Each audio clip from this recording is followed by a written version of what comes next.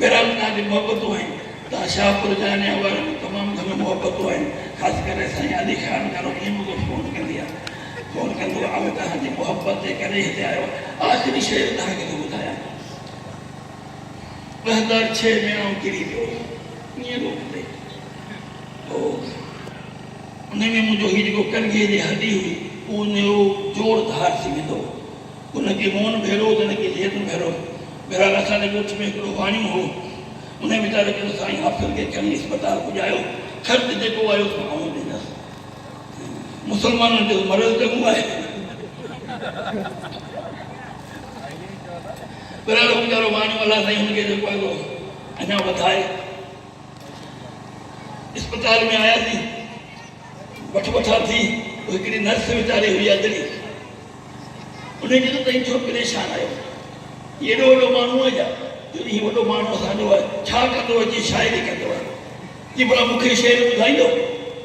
आउं हुस्न ॿुधल पर जंहिं महिल हुन चयो मूंखे शेर ॿुधाईंदो, तेॾी महिल असांजो मौलवी अहमद मलाज हिकिड़ो शेर त सजण साजन खणी साम्हूं थिए साकी त बाक़ी छा। मुंहिंजो तुंहिंजे ॿुधी त मूंखे ॿियो कहिड़ो ॿुधाइण वारो खपे। मुंहिंजो शर्मीली थोरो गौर सां ॿुधिजो, औरत ते मुंहिंजो शेर आयो, शर्मीली अदा जो बि शरफ़ तोखे मिलियो आहे, शर्मीली अदा जो बि शरफ़ तोखे मिलियो आहे, मखलूक ख़ुदा जी मां ज़रफ़ तोखे मिलियो आहे, हिते हुस्न आख़िरी जो हरफ़ तोखे मिलियो आहे, पोइ बि ज़मानो तोखे पथर पियो खणाए, बदमाश मुछूं वटियो पियो पाण बणाए। मुंहिंजो तुंहिंजे ई निहारण ते कई शहबाज़ झुकनि था, तुंहिंजे ई इशारे ते कई अरनाब घुसनि था, तूं जेका रुसी तंहिंखां मलाइक बि रुसनि था, अलाह जी तूं अहिड़ी ॾिनल आहीं अमानत, दुनिया में मुंहिंजे अचण जी तूं आहीं ज़मानत। पीघे खां वठी क़बर ताईं प्यार तो ॾिनो,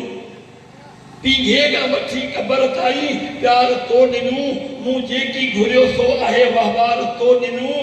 सीने मां कढी खीर ते सदबार तो ॾिनो, आधी जो उथी तो ते कई मुंहिंजी इबादत, तुंहिंजी त मोहब्बत में न हुई का बि मिलावत। मुंहिंजे त रोअण ते तो पंहिंजी निंड फिटाई,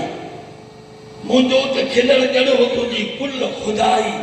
इन ॻाल्हि जी मलकनि बि ॾिनी आहे गवाही,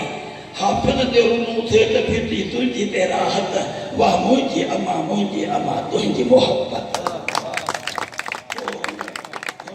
मूंखे हई केनो ला वरी मूंखे जॾहिं डिस्चार्ज कयो त कठड़ा ईंदी मुंहिंजो 9 बजे हईं वॻे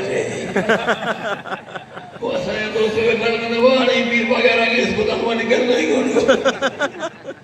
बहरहाल इहे ज़िंदगी जो